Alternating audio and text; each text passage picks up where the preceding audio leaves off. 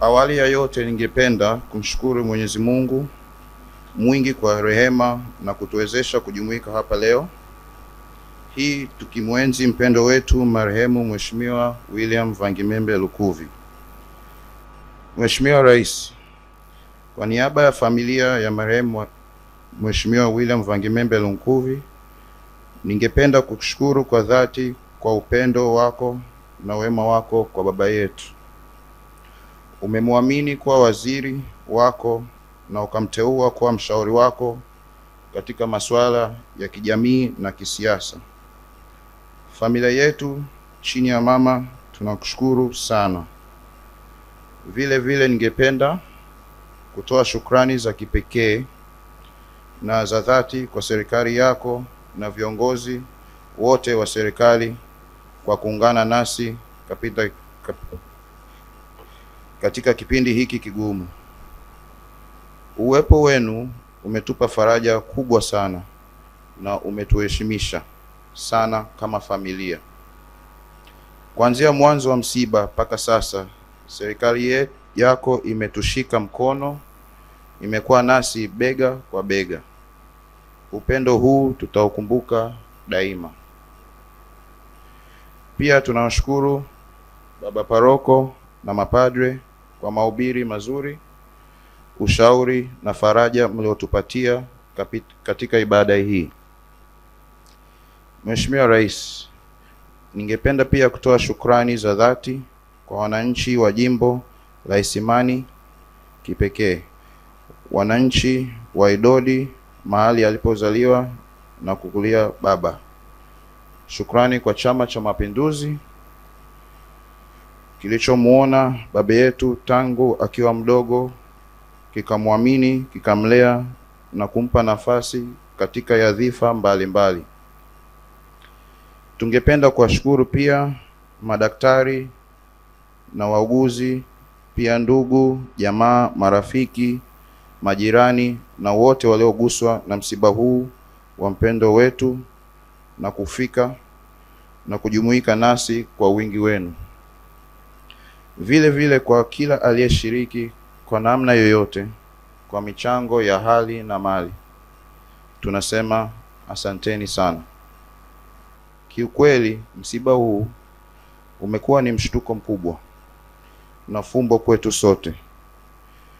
Mema mengi yamesemwa hapo awali. Hakika baba alikuwa ni mtu wa kipekee, sio tu kwenye utendaji wake wa kazi, bali katika jamii kiujumla.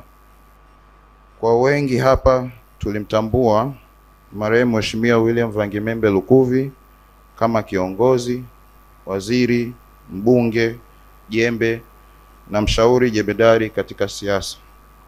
Lakini kwetu sisi, akiwa nyumbani, alivua vyeo vyake vyote na kuwa mume, baba, babu, kaka, mjomba, mkwe, na ndiyo nguzo tuliotegemea na iliyotuunganisha wanafamilia. Hakika mbuyu umeanguka. Mheshimiwa Rais, mimi pamoja na wadogo zangu hapa mbele, Brown na Annie, tumejifunza mambo mengi kutoka baba yetu. Baadhi ya mambo hayo ni ukarimu, kumheshimu kila mtu, kuishi na watu vizuri.